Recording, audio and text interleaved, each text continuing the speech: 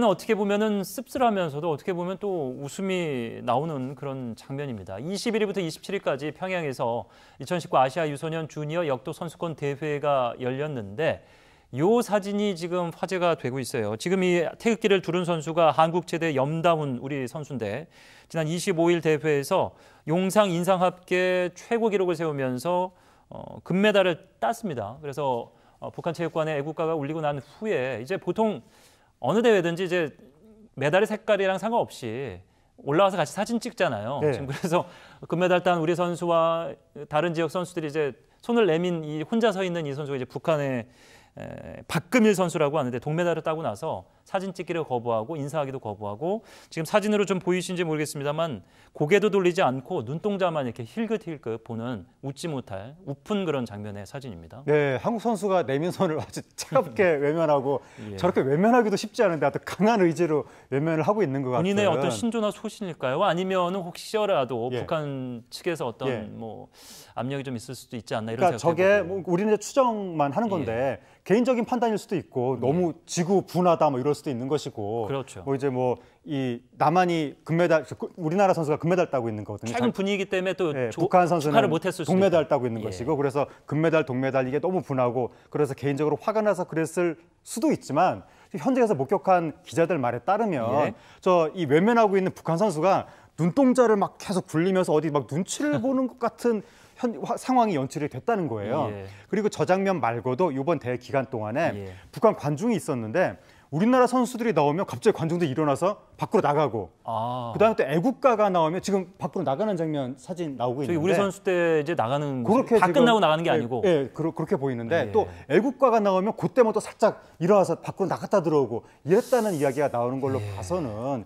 이게 현장에서 몇몇 개인들의 자발적인 선택에 의한 우발적 사건이 아니라 북한 당국에서 위에서 뭔가 지시가 내려와서 남한에 대해서 좀 이렇게 불편한 태도를 보여라. 남한에 부합하는 영합하는 태도를 보이지 말아라. 강력한 경고가 있기 때문에 조직적으로 저렇게 움직인 것이 아닌가.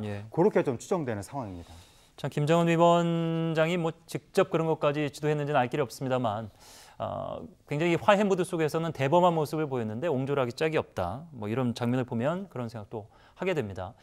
그렇게 좀 좋지 않게 비춰질 수밖에 없는 상황이 이전에 있었던 이제 카타르 월드컵 축구 아시아 예선 조별 예선을 이제 평양에서 치르면서 우리 선수들이 관중도 없고 중계도 못하고 현지에서 대접도 굉장히 그 압박감을 느낄 정도로 안 좋은 대접을 받고 돌아왔기 때문에 그분에 대한 스포츠맨십에 대한 북한의 모습이 아쉽다.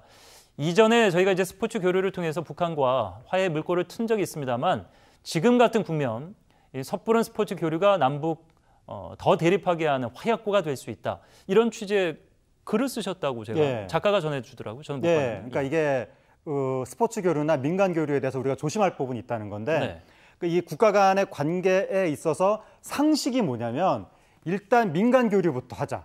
스포츠 교류부터 하자. 그러면 점점 가까워질 것이다. 이게 상식이에요. 그래서 우리나라도 70년대, 80년대, 90년대에 겹치면서 정치적으로 가까워지기 어려우니까 스포츠 교류나 민간 교류로 일단 먼저 꼬인 것 감정부터 풀자. 그럼 이제 정치적인 문제도 해결이 될 것이다.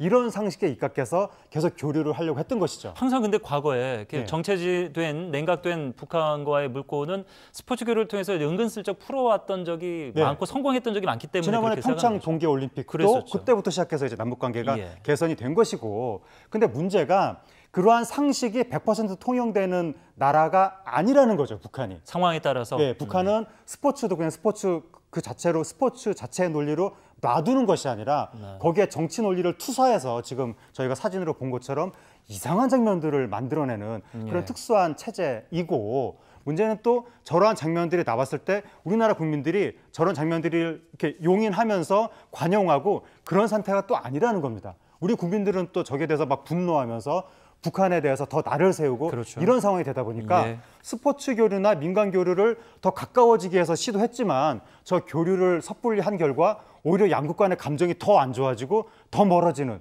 이런 상태가 될 수 있기 때문에 무조건 스포츠 교류를 밀어붙이는 것보다는 남북한 간의 정치적인 상황을 먼저 잘 봐서 이게 지금 정치적으로 가까워지고 있는 상황인지 불편한 상황인지 그걸 파악하면서 거기에 맞춰서 스포츠 교류도 해나가야지, 무조건 교류부터 시작했다가는 오히려 남북 화해나 평화에 방해가 될 수도 있겠다. 예. 이런 부분을 좀 우리 당국자분들이 파악을 해야 될 것 같습니다. 예.